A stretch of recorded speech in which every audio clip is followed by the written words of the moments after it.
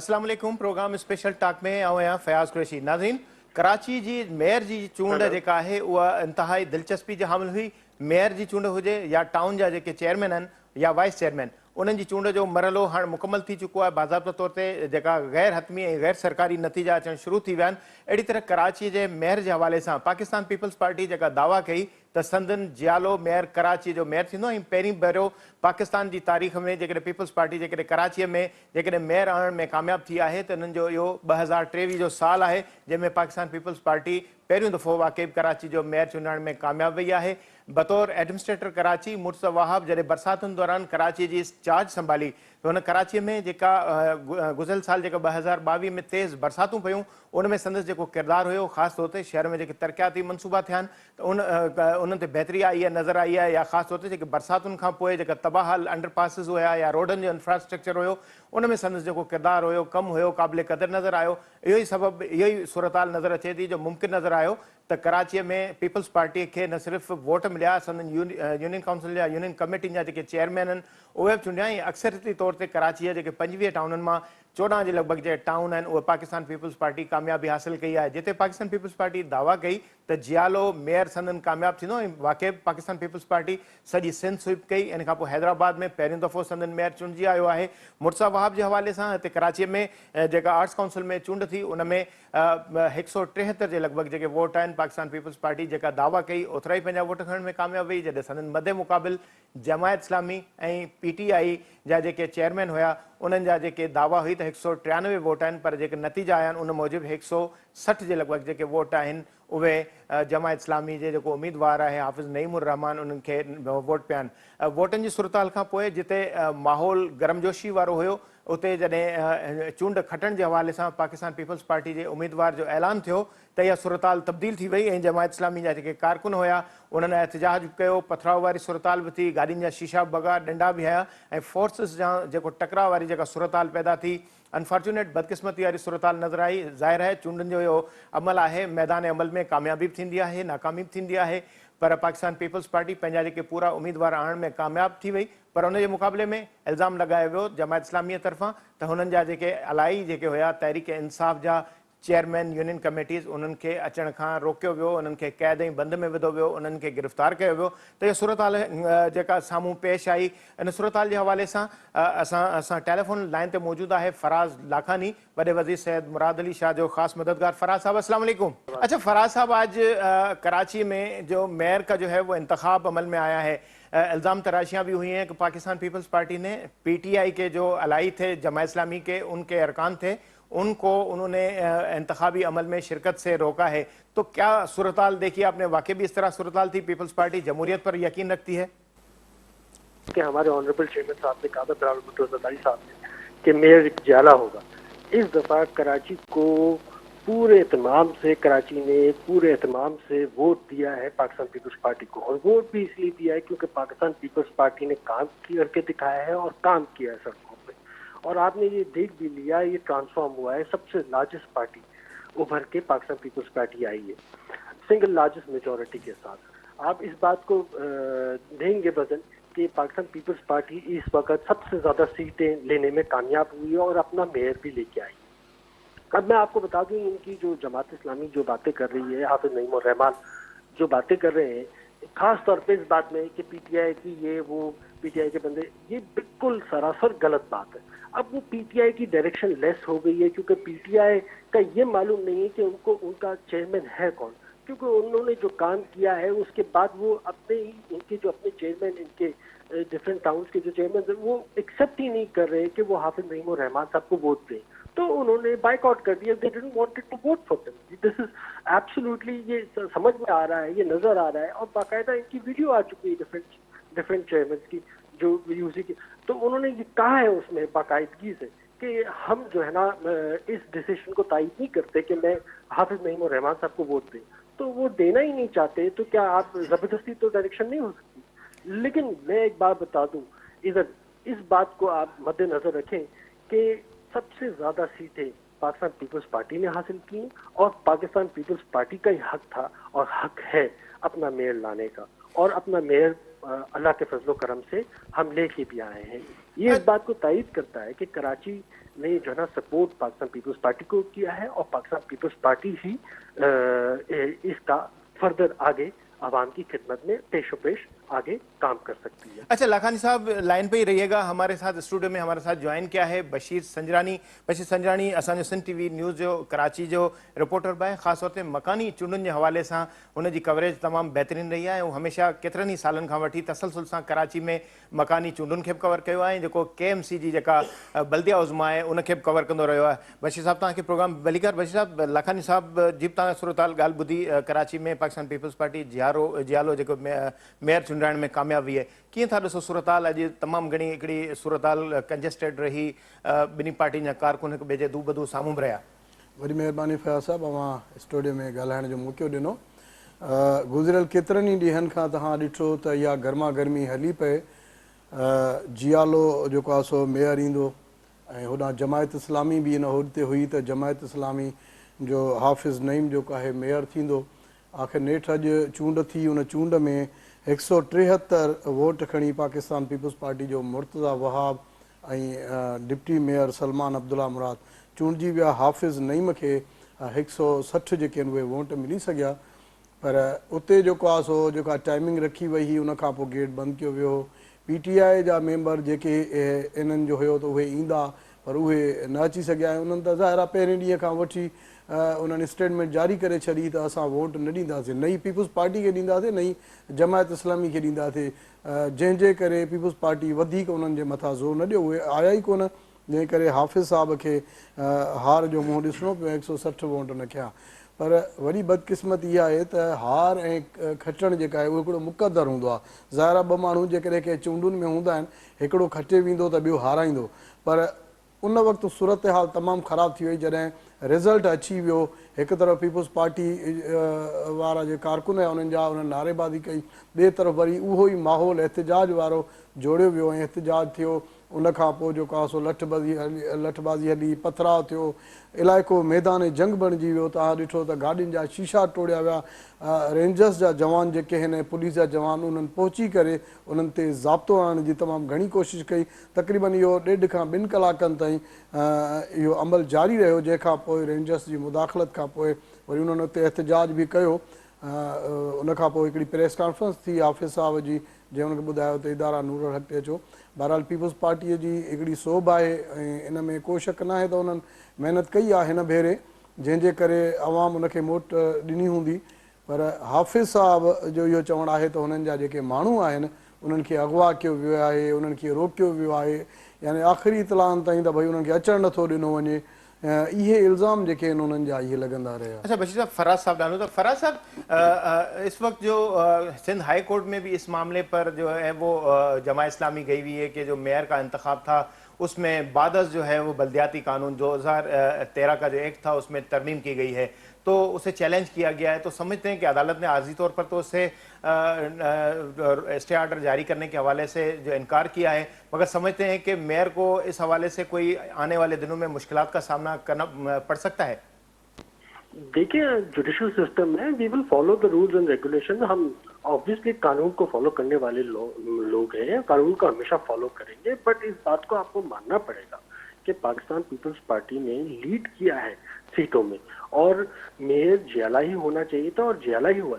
ये बहुत बड़ी खुशाइन और खुशी की बात है कि कराची के लोगों ने मैंडेट दिया है पाकिस्तान पीपल्स पार्टी को, और मैंडेट भी देखें बेसिस ऑन द काम दिया है, जो काम पाकिस्तान पीपल्स पार्टी ने करके दिखाया है, डिफरेंट ब्रिजेस का, डिफरेंट रोड्स का, डिफरेंट लोगों का, और खास तौर पर मुर्तज़ा वहाब साहब ने जो काम किए हैं, सड़कों पे हर वक्त मौजूद रहना, आवामी राब्तों में मौजूद रहना, तो वो सामने उठ के आया है। और मैं ये समझता हूँ, मैं इस बात में बहुत बहुत मुबारकबाद देता हूँ हमारे मेयर साहब को, मुर्तज़ा वहाब को और डिप्टी मेयर को और सबको। ये एक बड़ी फतह है, और इसको देखें, जो हारता है वो फिर आपको पता है ना, रोता तो है ना, फिर वो किसी ना किसी तरीके से इधर उधर जाने की छलांगे तो मारता ही है ना, तो वो छलांगे मार ले, लेकिन हकीकत जो है ना उसको आप तब्दील नहीं कर सकते। हकीकत ये है कि जमात इस्लामी ने सेकंड हाईएस्ट वोट लिए थे, थर्ड हाईएस्ट PTI थी, आपके सामने है नंबर, और इस बात को भूलना नहीं चाहिए कि PTI के खुद जो हज़ार थे अहदेदारान थे, वो उन्होंने खुद वीडियो रिकॉर्ड करके कहा कि हम जो है ना نہیں ووٹ دینا چاہتے. تو اس سے زیادہ کیا اس میں بات کی جا سکتی ہے؟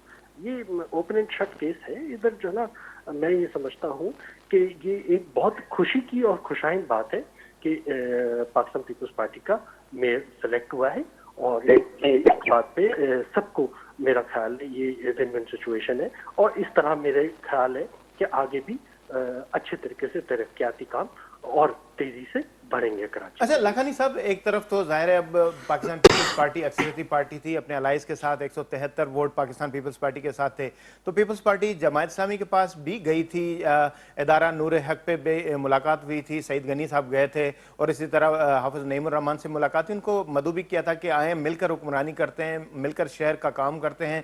دونوں اکثریتی پارٹیاں ظاہر ہے ان کو اگر وہ ملتے تو پاکستان پیپلز پارٹی اور جماعت اسلامی آپس میں کیوں نہیں بن سکی؟ جماعت اسلامی نے تحریک انصاف کو کیوں چوائس کیا؟ کیا اس میں خصوصیت تھی؟ پیپلز پارٹی میں کیا خرابی تھی کہ وہ آپ کو پسند نہیں کیا انہوں نے؟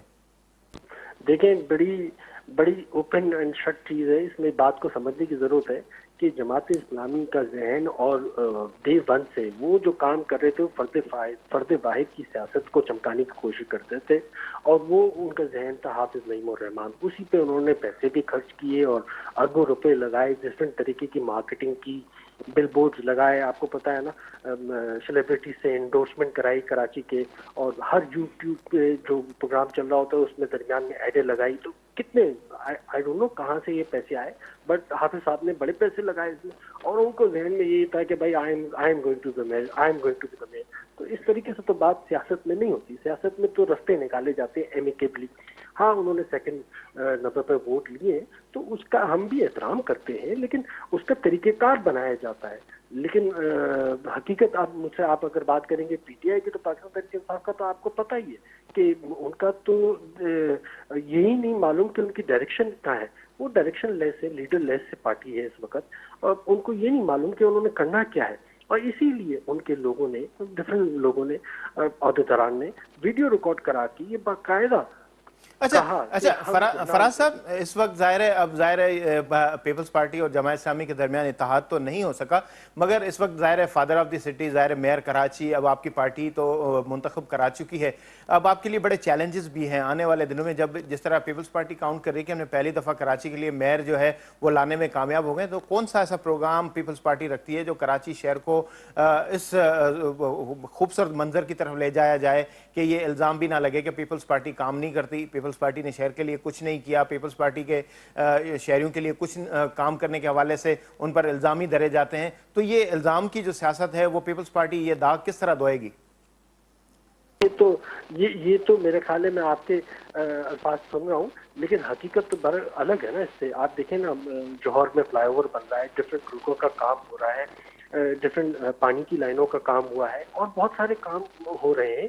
اور آنے والے فیوچر میں آپ کو نظر آئے گا, جیسے میئر صاحب اپنا شروع کریں گے ویژن, تو as per the direction of the Bilal Bhutto Zardari صاحب, تو میرا خیال ہے بہت چینجز نظر آئیں گی آپ کو. بہت فاسٹ ٹریک پہ کراچی کی فردر ڈیولپمنٹ کا کام نظر آئے گا. ویسے تو سندھ گورنمنٹ آلریڈی کر رہی ہے, لیکن آگے فردر نظر آئے گا, چاہے وہ کہیں پہ بھی ہو. مرتضیٰ وہاب کا تو آپ کو پتہ ہے نا ایکسپیرینس پہلے بھی رہا ہے, بینگ ایڈمنسٹریٹر بھی وہ تائید تھے, تو انہوں نے تو خدمت عوام کی, اور پیپلز پارٹی کا منشور ہی ہے یہ عوام کی خدمت کرنا. آپ کو بہت سارے نئے پروجیکٹس نظر آئیں گے جس میں جو ہے نا ڈفرینٹ جگہوں پہ کام ہوتا ہوا نظر آئے گا, اور فاسٹ ٹریک پہ نظر آئے گا. وتھ ہائیسٹ میرے خیال سے پروبیبلٹی ہائیسٹ ہوگی, جس میں جو ہے نا coordination with the Sindh government بہت اچھا ہوگا, جس میں میرے خیال سے ون ون سچویشن ہے کراچی کے لوگوں کے لیے, عوام کے لیے. بہت بہت شکریہ فراز لاکھانی صاحب, سن ٹی وی کے ٹائم ॾिनो तव्हां. बशीर साहब, जहिड़ी तरह सां ॻाल्हि करे रहियो फराज़ लाखानी, ज़ाहिर हाणे पाकिस्तान पीपल्स पार्टी जहिड़ी रीति हमेशह चवंदो mayor father of the city आहे, त सम्झो था पीपल्स पार्टी हाणे उहो जेको पंहिंजो ट्रैक रिकॉर्ड आहे माज़ी जो जेको इल्ज़ामनि वारो, त कमु नाहे कंदी, शहरी सिंध खे नज़रअंदाज़ कंदी आहे. सम्झो था त हाणे कुझु बहितर दग इख़्तियार कंदी, कामयाबी माणींदी, या वरी वापसि रिवर्स जे पासे वञणो पवंदो? ॿ शयूं आहिनि फयाज़ साहिबु. हिकिड़ी शइ त इहा आहे त हिननि खे अपोज़िशन ॾाढी ॾुखी मिली आहे. ॾिसो न, हाणे अपोज़िशन में ई वञिणो पवंदो हाफ़िज़ नईम रहमान खे. ॿियो इहो आहे त जेकॾहिं बहितर कमु कंदा त बहितरी थींदी, जंहिंजे करे मुर्तज़ा वहाब जो तजुर्बो रहियो आहे. हू एडमिनिस्ट्रेटर बि रहियो आहे, शहर में जेके तरक़ियाती कम हुन कराया, तव्हां ॾिठा, असां रिपोर्ट कंदा रहिया आहियूं. इन कड़ीअ खे वठी करे जेके अॻिते वधंदा, त मां सम्झां थो त शहर जी बहितरीअ जे लाइ घणो कुझु करे सघनि था। वरी हिननि जे लाइ हिकिड़ो बहितर हिकिड़ो ॿियो कमु थी वियो आहे त K4 मनसूबो जेको आहे उहो बि हिननि जे हथ में आहे। जेकॾहिं उहो मुर्तज़ा वहाब जे ई टेन्यूअर में ई उन शइ खे ओपन कबो, उहो कंप्लीट थी थो वञे त ज़ाहिर आहे उन्हनि जो सहरो बि इन्हनि ते वेंदो। हाणे बहितर कारकर्दगी ॾेखारींदा त ज़ाहिर आहे उन्हनि खे बहितर रिज़ल्ट मिलंदो, पर उमेदु आहे त मुर्तज़ा वहाब जे अचण सां का बहितरी जी उमेदु थी सघे थी, छाकाणि त उनखे तजुर्बो आहे। वरी ॿिए तरफ़ अपोज़िशन बि टाइट आहे उन्हनि जी, तव्हां ॾिसो त हर वक़्तु एहतजाजनि में ई हूंदा आहिनि, ज़ाहिर आहे उहो बि हिननि जे लाइ थोरो। अच्छा, जहिड़ी रीति तव्हां ॻाल्हि कई त अपोज़िशन बि सख़्तु आहे, ज़ाहिर उन्हनि खे बहितर कमु करणा पवंदा। मलीर एक्सप्रेस वे आहे, रेड लाइन आहे, इन खां पोइ येलो लाइन जो मनसूबो आहे, ऑरेंज लाइन मनसूबो हली रहियो आहे। अहिड़ी तरीक़े सां ॿिया बि मनसूबा पीपल्स पार्टी जो ख़्यालु आहे। Lyari expressway, Mauripur expressway जो बि हिकिड़ो मनसूबो आहे। त इन खां अलावा तव्हां ज़ाहिर मुर्तज़ा वहाब खे बतौर एडमिनिस्ट्रेटर बि कवर कयो आहे। सम्झो था उन में अहिड़े क़िस्म जी सलाहियत या अहिड़े क़िस्म जा जेके मनसूबा जेके हूअं पहिरियों इल्ज़ाम लॻंदो कराची कचरा कराची कचरा कराची कचरा, वरी जंगला बस, अहिड़े क़िस्म जा इल्ज़ाम हूंदा, ट्रांसपोर्ट न ॾेई सघे पीपल्स पार्टी। 15 साल थी विया, हिकिड़ो त इल्ज़ाम इहो लॻंदो आहे 15 साल थी विया 15 साल थी विया 15 साल थी विया पीपल्स पार्टी कुझु न कयो, तबाह करे छॾियो सभु कुझु।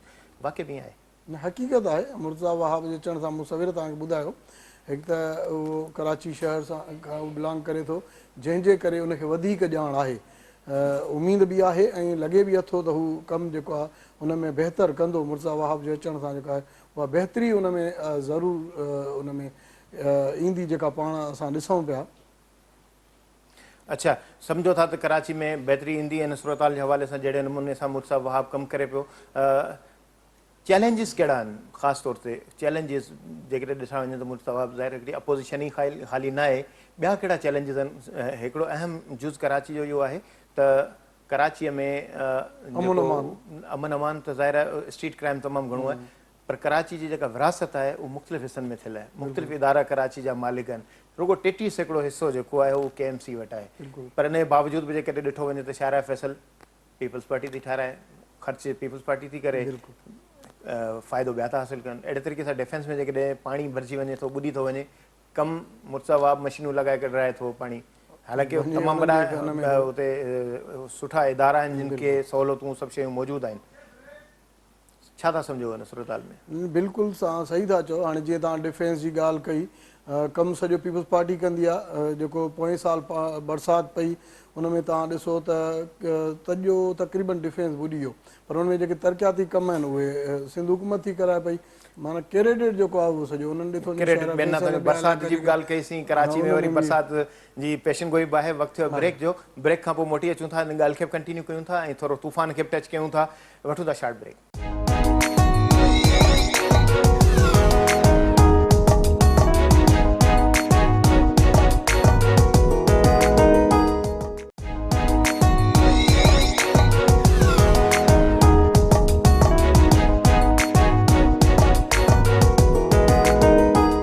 Welcome back. बशीर, पाण ॻाल्हि ॿोल कई अथईं बरसाति जी, पर असांखे जॉइन कयो आहे रिपोर्टर आहिनि अब्दुल शकूर मेमण बदीन खां ऐं ठटे खां ग़ुलाम हुसैन ख्वाजा, ॿिन्ही नुमाइंदनि खे भलीकार।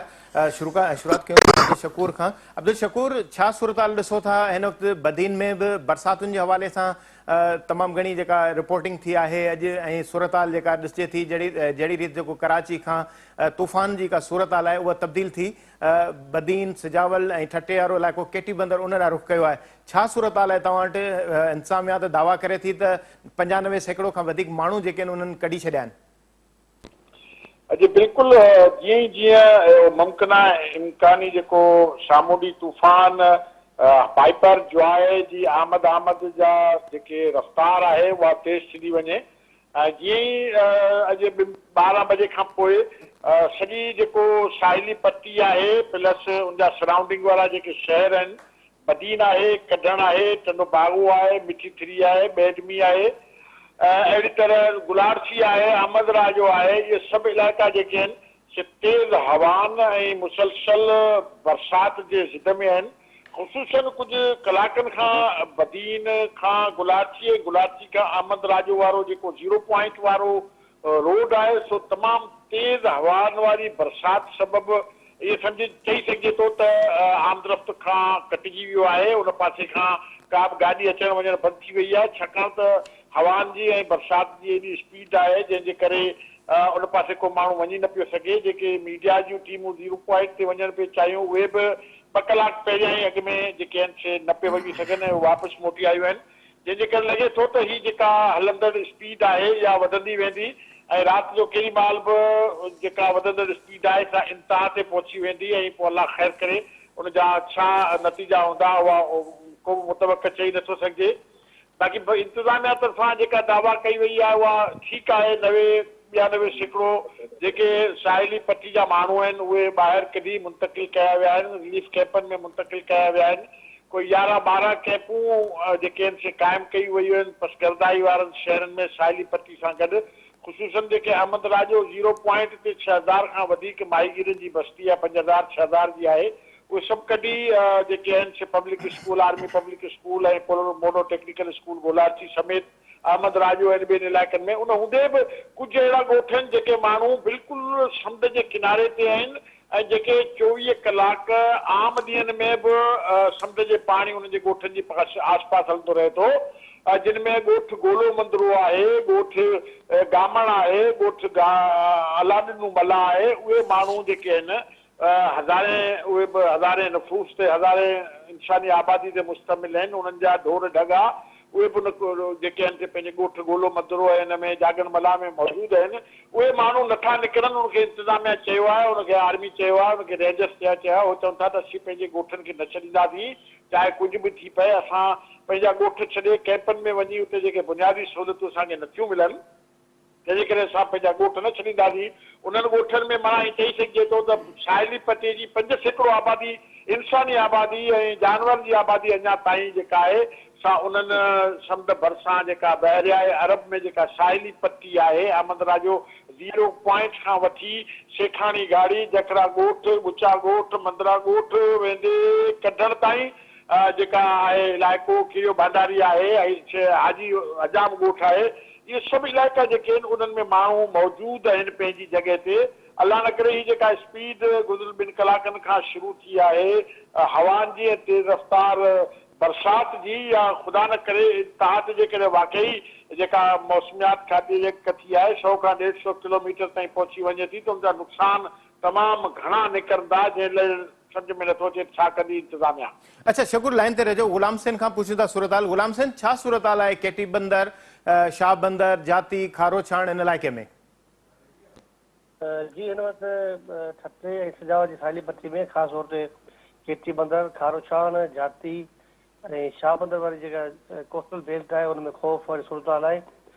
उते इंतिज़ामिया पारां मुख़्तलिफ़ जायुनि ते कैंपूं पिणु हई वियूं आहिनि, ख़ासि तौर ते केटी बंदर ऐं खारे छाण इलाइक़े में, उनखां अलावा शाह बंदर में, उनखां अलावा जाती इलाइक़े में कैंपूं लॻाए वियूं आहिनि जिते वॾी तइदाद में अमलो मौजूदु हूंदो आहे।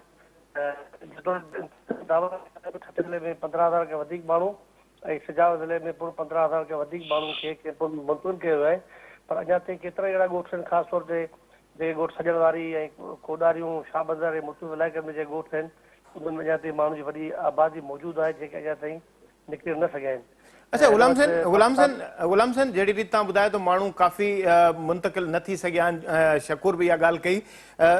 ज़ाहिर बरसातूं तेज़ शुरू थियूं आहिनि त इन हवाले सां बरसातुनि जी छा सूरत हाल आहे? ऐं इन खां अलावा जेका रिपोर्ट थी आहे त घोड़ाबारी आहे या मीरपुर बठोरो आहे, चोड़ जमाली, जाती या हिन पासे जा पसगदाई वारा जेके सामुंडी इलाइक़नि में जेको मवासिलात जो निज़ाम बि मुतासिर थी वियो आहे, बिजली बि उते मुसलसिल बंदिश जो शिकार आहे। ये बिल्कुलु ख़ासि तौर ते जेको घोड़ाबाड़ी वारो इलाइक़ो आहे उते बिजली जी मुसलसल 2-2 कलाक जेका बिजली गाइबु आहे। ख़ासि तौर ते जाती, शाह बंदर जेके साहिली पट्टी वारा इलाइक़ा आहिनि उते बिजली मुंतक़ी आहे।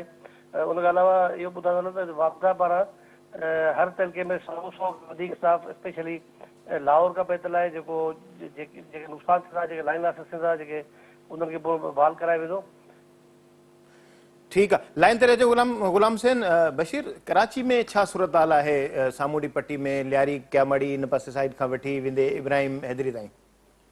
ॾिसो न फयाज़ साहब, हाणे हिकिड़ो त असांजे कराची शहर मां ठरी वियो आहे, अलाए शुकुर आहे। बाक़ी जेके ॿिया शहर आहिनि ख़ुदा कंदो उतां बि तरी वेंदो। पर हिकिड़ी शइ मञण जी आहे त असां वटि कराची में ख़ासि करे वज़ीर आला सिंध पहिरें ॾींहं खां वठी जेके अहकामात जारी कया ऐं KMC, DMC, DC सभिनी जूं ड्यूटियूं वग़ैरह लॻायूं वयूं त उहे इलाइक़ा ख़ाली कराया विया।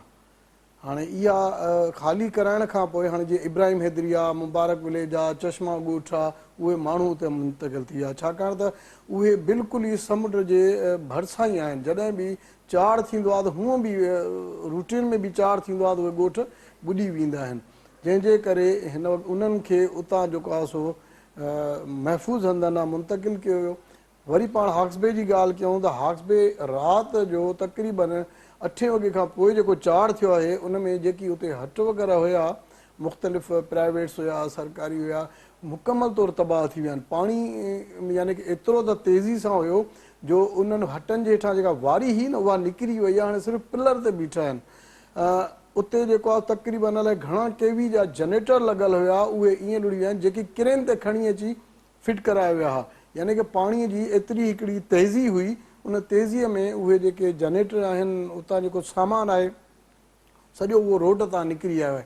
उतां बहरहाल इहा आहे त डिप्टी कमिश्नर तोड़े जो लाॻापियल जेकी इंतिज़ामिया आहे या उतां जा जेकी पुलिस ऑफिसर्स आहिनि उहे उते बीठल रहिया 4 ॾींहंनि खां वठी, माण्हुनि खे अंदरि न छॾियऊं छो जो तफ़रीक़ आहे असां वटि, यानी इहो इलाइक़ो मुकमल ईअं सम्झो त 2 ॾींहं 3 ॾींहं माण्हुनि जी रश हूंदी आहे, जंहिंजे करे उन्हनि पिकट्स क़ाइमु कयूं, पर वॾे नुक़सान खां उन्हनि खे जेको आहे उहो बचायो वियो।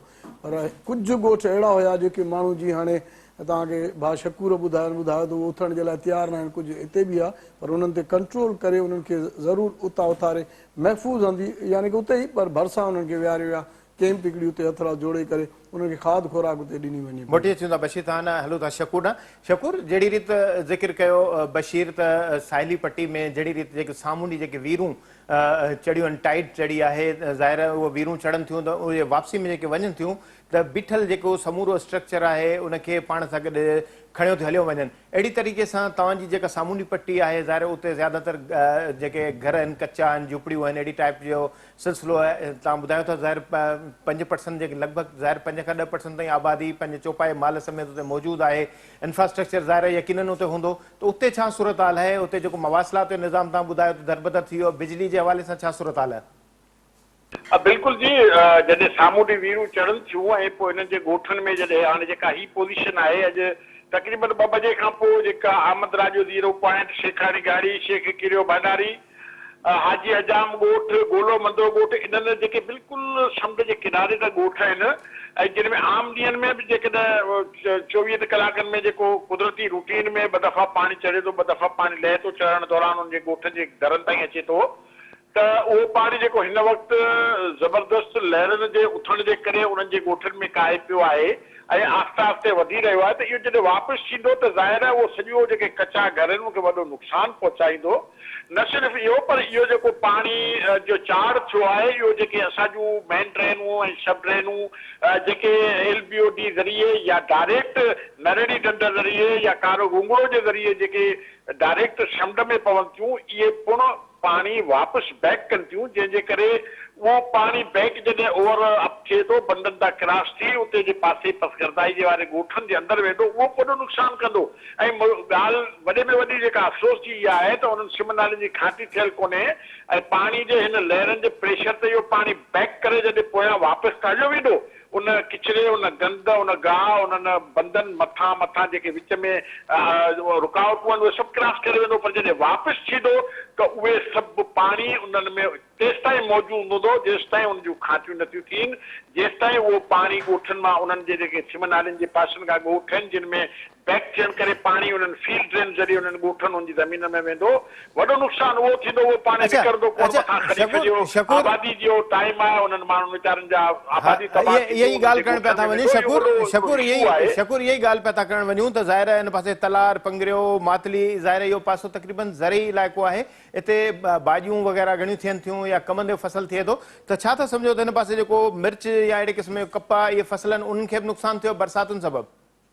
सर ॻाल्हि इहा आहे त जे शहज़ाद जेकॾहिं ही चवनि था त जेको सामूंडी तूफ़ान जेकॾहिं अॼु राति टकराइजे थो त माज़ी जा जेके तजुर्बा रहिया आहिनि, जीअं 1999 वारो तूफ़ान साइक्लोन A2 आयो हो त उनजे तूफ़ान ख़तमु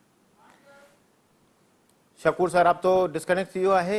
गुलाम सेन बि असां सां गॾु लाइन ते मौजूदु आहे। गुलाम सेन, छा सूरत हाल आहे हिन हवाले सां साहिली पट्टी में? गुलाम साहिब सां मुंहिंजे ख्याल में राब्तो डिस्कनेक्ट थी वियो आहे।